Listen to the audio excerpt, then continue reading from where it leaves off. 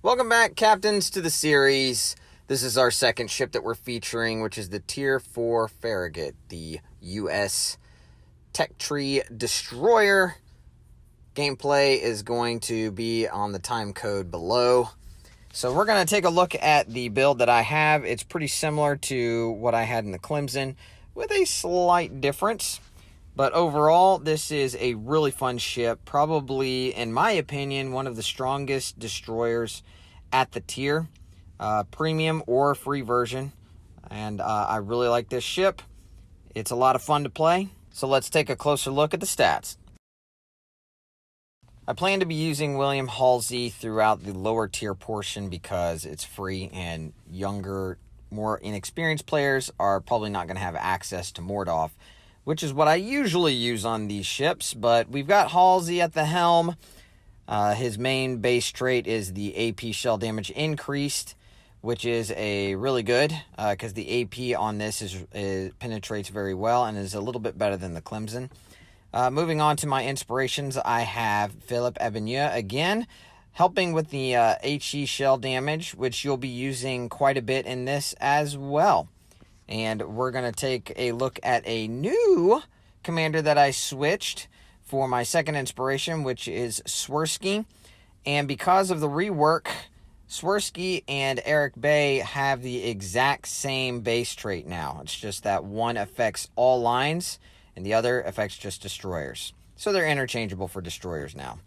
Observant Rage is going to be the first perk that I picked, which helps with the battery reload and detectability, giving you a slightly worse rudder shift. Mortar was also reworked, and it got better in both categories, with the AP and HE shell damage increased by 3%, and your detectability is not as bad this time around. We're back to using Twist and Track, which helps with the turret traverse and gives us the bearing direction to the closest enemy ship, which is always useful for gunboats. Smoke on the water is going to help with the smoke screen dispersion time and the deployment time, and it's kind of a standard thing when it comes to this build as well. And I picked Unstoppable because if your engine gets knocked out, it still allows you a little bit of maneuverability and you're not stuck dead in the water. For our first and only mod slot, I have chosen Aiming Systems Mod 1. It helps a little with the grouping, your torpedo traverse speed.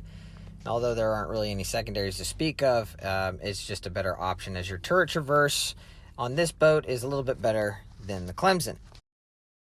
When it comes to the consumables, you're not going to see a difference at all. They're the exact same. The long duration smoke generator, you get 2 of them, and the engine boost, you get an 8% increase. They are virtually identical. The survivability on the Farragut is about 1,000 HP better, not really all that flashy to speak of. Armor is still very lightly armored. The Farragut's guns are definitely a step up from the Clemson. Whereas the Clemson had 102s, this one has 127s. And although you only have 5 of them, you're able to fire all 5 from a single salvo for a full broadside at 4.1 seconds, which is pretty fast for this tier. The 180-degree turn time without speccing into it is pretty much right at 11 seconds. The maximum HE shell damage is almost 2,100 and almost 2,500 for your AP shells. And the torpedoes on the Farragut, also not that great. They're medium to short range, very slow, 5.5 kilometers. They're defensive torpedoes. However, if you get close enough, they are pretty effective at starting floods. Not a lot of damage, not the highest alpha strike, but you get 8 torpedoes total. We are facing a carrier again in this match, and I guess you could consider this an upgrade from the Clemson, but when you virtually have nothing to work with, anything's an upgrade at this point. Although I still wouldn't call this good. It's very low with a 27 overall rating. It does extend out to 5 kilometers, but they're not high damage. For the maneuverability at this tier, these are all pretty decent. Maximum speed is relatively high. You get an engine speed boost that will add 8% of that when it's active. The turning circle radius is nice, and the rudder shift time is right at 3 seconds, so it's pretty agile and it can shift left and right rather well. Now the concealment looks identical to the Clemson, but we also added the inspiration to lower it, so the stock concealment on the Farragut is actually worse than the Clemson, so that's why we replaced that one inspiration to give us just pretty much the exact same. So dealing with the same concealment at 5.9, and our detectability while firing in smoke is 2.3. I have a little bit more experience in the Farragut. It's a fun boat that I enjoy playing, especially in like arena or ranked mode.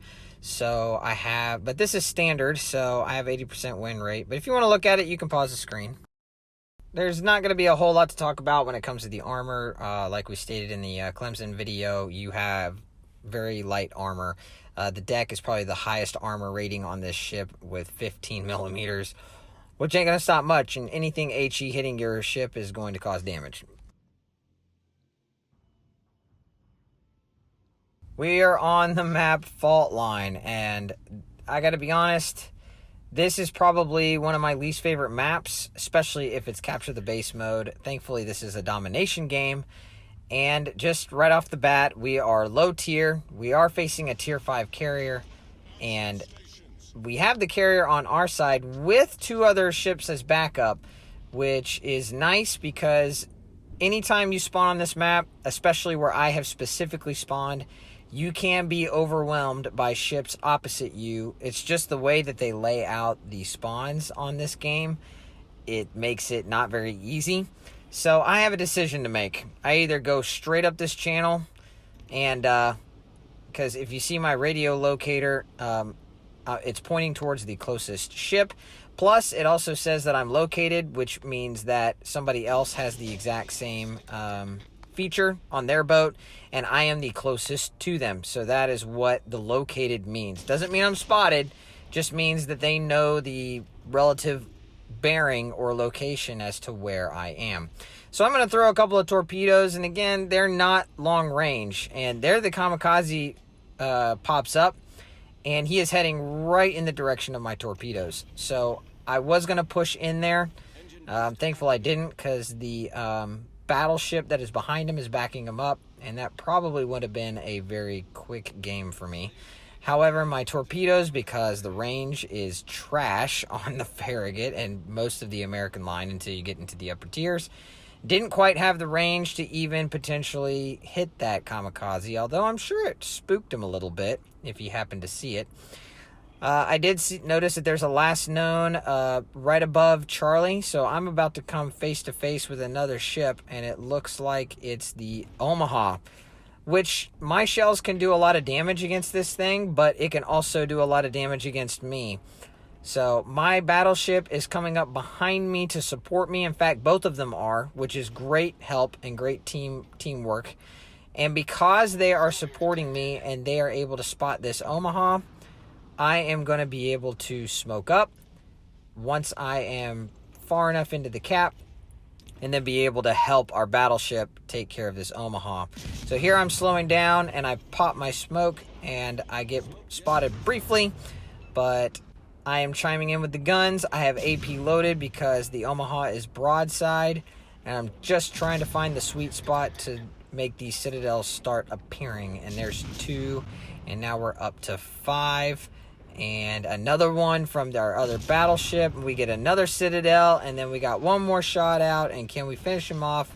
There we go. So we got 7 citadels right off the bat. I'm assuming the kamikaze is coming right in, and here I make a little bit of a mistake. I was going to push out to try and spot him, but the battleship is supporting him, and I'm kind of thankful I made that mistake, because you can see the kamikaze torpedoes coming in right where I would have been if I would have stayed stationary. And there are torpedoes from the Omaha who died, although the range kind of dies out. So the kamikazes launched his torps. However, one of the benefits of the kamikaze is they've got a lot of torpedoes and they reload awfully fast. So while he's spotted, we have got to take advantage of this and try to wipe him off the board. Our team is doing a really good job of focusing these ships, and there we're able to take out the kamikaze, although I think he was able to get another set of torps off in that short amount of time, and there they are. So we were able to dodge the first set, and then we're able to dodge the second set, and here the ARP Haruna is on a triple fire, and I'm trying to see if I can finish this guy off. We got AP loaded, and are we going to get him? He's gonna die, but yep, we take him out. So all 3 ships that came over here with the help of our teammates, and I'm very appreciative of their support, I get to take them all. And so now that we have cleared out this side, and our carrier was supporting us really well too. Overall, great teamwork at the start of the match, which is always a plus. However, if you look at the map and you look at the current cap that is already taken by the Reds and our ship count, we've got work ahead of us. So there's still a lot left to do. We are just about to finish this cap, and then I want to push out and try and spot what else is out there. Here I'm just trying to check what is the last destroyer. It's a Fusion that is now spotted right there.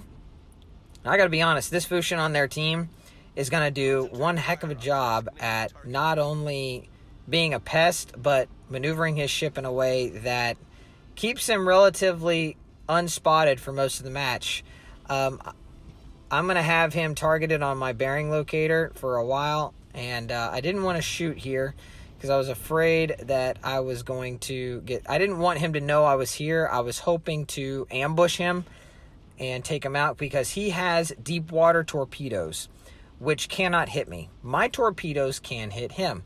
So my thinking is I want to get in here and I want to take him out. However, I'm having to make a decision at this point. We need Bravo Cap, but I also want to take out this destroyer. And right now, the best play, because Alpha Cap just fell, is to take Bravo Cap.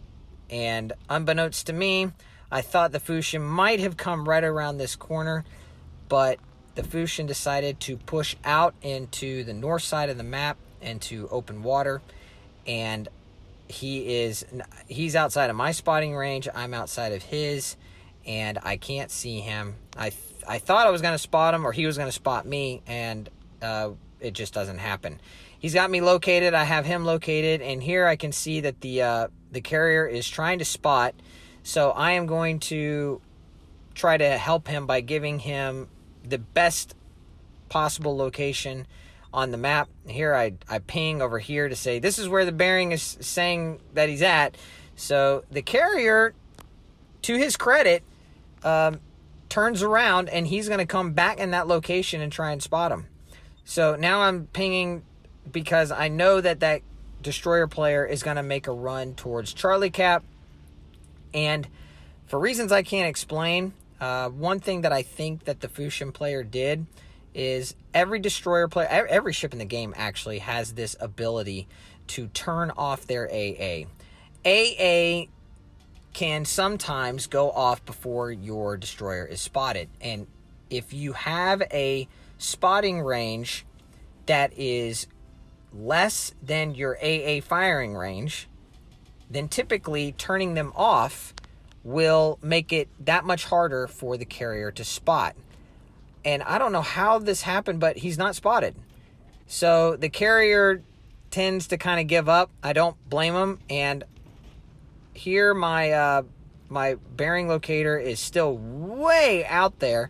So I'm guessing that the destroyer was keeping an eye on the planes and just happened to be right outside of the detection ring and probably had his AA turned off for the purpose of not giving away his position.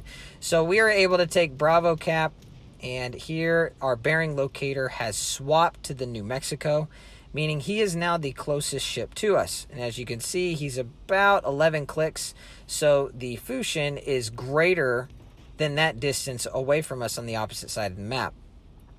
So the New Mexico coming in, because we have both caps and we're still down in score, we need to make up this difference, and him getting on the cap is not going to be good. So I'm just waiting for the New Mexico to get within my torpedo distance, and then I'm going to throw my torpedoes down at him. And here my suspicions are finally realized that the destroyer, the Fusion, decided to make a play for the cap, which is a really smart play. And how our carrier wasn't able to spot him, I don't blame him. He went exactly in the direction that I told him to go. He just wasn't able to spot him. So now that the Fusion is taking over Charlie and the New Mexico is now inside of Bravo, we are making absolutely no points while they are continuing to grow theirs. So it is imperative that we start taking these ships off the board, and that is why I am shooting. For one, the New Mexico is not focusing me, and two, we got to start eliminating these ships. So as much as I want to stay concealed, desperation has started to kind of kick in, and we're at the point where we have to play a little bit more bold in order to take these ships out. And there we are able to take him off, resecuring Bravo, and now I am making my way straight into Charlie to have to retake it back again. And I'm just hoping that my team can stay alive long enough. I know that by me making this play, I'm essentially on my own. However, I like my chances against a Fusion when he cannot hit me with torpedoes and it's just a straight up gun battle. I would like it a lot better if I had more health, but that is the nature of the game. And unfortunately, we have to play what cards we are dealt. And even though we are low on health, we don't have much of a choice. The score is what it is, and although the ship count is tied, we need to be able to get in here and flip this cap if we're going to have any chance of winning. Here I dump Torps into the gap because I don't know yet if he's pushing towards me. If he is, I want to be able to give him something to think about while I'm gunning him down. And however, he's not right here, which I was hoping to go toe-to-toe with him. Here is another mistake that I made. Looking back on this, I wish I would have just pushed straight in. It's not going to change the outcome of the match. But if I could have done it all over again, obviously knowing what I know now, going straight in would have been the faster play. However, I wasn't aware of that at the time. But we're going to come in here and we are going to cap. I'm located too, along with me being able to locate where he is. So there's really not a whole lot I can do at this point. I need to take this cap. If we're going to have any chance to win, like I said, this needs to happen. So trying to turn, I beached myself a little bit there. I'm a little too close to the shore. So finally we're able to get off of that and we don't get stuck. That would have been disastrous, being this close to the cap, not being able to get into it. So moving in, he is not in. We are not contesting the cap. So as long as he doesn't turn back around and come back to us, we'll be able to take this cap and hopefully make up the difference in order to win this match. So right now, I just need to let the carrier know because he is the closest ship and still has the ability to spot this destroyer. So as I'm trying to turn around and I realize that the Fusion is making the play towards the carrier, as you can see, it just keeps flipping and changing quadrants. He is off my 9 to 10 o'clock position. So I am going to take this cap and I'm going to push back out to Bravo. And thankfully, it's not going to be contested anymore. So the carrier is really the best chance that I have at spotting this ship because I'm not fast enough to be able to catch him. I believe he's around the same speed as me. So here I am trying to ask for support. And as I start pinging the map, the carrier obliges, which is really, really good. This was a really good carrier player. And although he wasn't able to spot him early on, which I don't really fault him too much, he does a really good job. And here I go to ping it again, and right as I'm pinging it, he pops up. And from here, for the rest of the game, keep your eye on the score, as it's going to be doing a lot of fluctuations, and it's going to be really close. So I know that the carrier's in trouble. I am doing the absolute best that I can.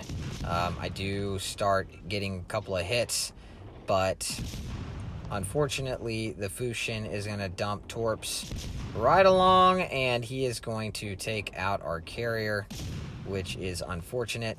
Right there, he takes a really nasty hit and eliminates the Fusion, and now I'm like, oh gosh, I think we just lost. And there he gets spotted one more time. Can I hit him? I can't hit him anymore, so the carrier has one final drop, and he takes him out for that's the best drop that he dropped all game. So as you can see, we're less than a minute left in the game, and we are just shy, although we have the cap advantage. So can we make up the difference before time runs out? And the one thing that I'm trying to keep in mind is I have my smoke. The best thing I can do right now is simply survive. I can't fight off the carrier. As long as he doesn't spot me, I'll be okay. As long as he doesn't get a drop within this next less than a minute, I'll be fine. And here you can see that the score is relatively tied. And now we take the lead. And we are going to win the match. So that was such a close game. Pretty much right at the 10-second left mark. And we're able to win the game, which was just a nail-biter. Went all the way to the end. I love these types of games. You just never know. And Fushin played it really, really well. He was a pest. He was capping. He was hiding. He was doing everything that he was supposed to do. He just unfortunately came up short. So almost 2,400 base XP with 3 kills. We got those all at the very beginning. But GG's to everybody involved. And that's going to do it for the Farragut. It's a great ship. I love it. Definitely not the best game I've had in it, but it's not the worst. I just like the competition in this one, and that's why I featured it. So thank you, captains, for tuning in. If you could, like, share, subscribe, comment below. And I will talk to you in the next video. We're going to be taking a look at the Mayhan next. So fair winds and fair seas, captains. This is the USS Endeavor signing off.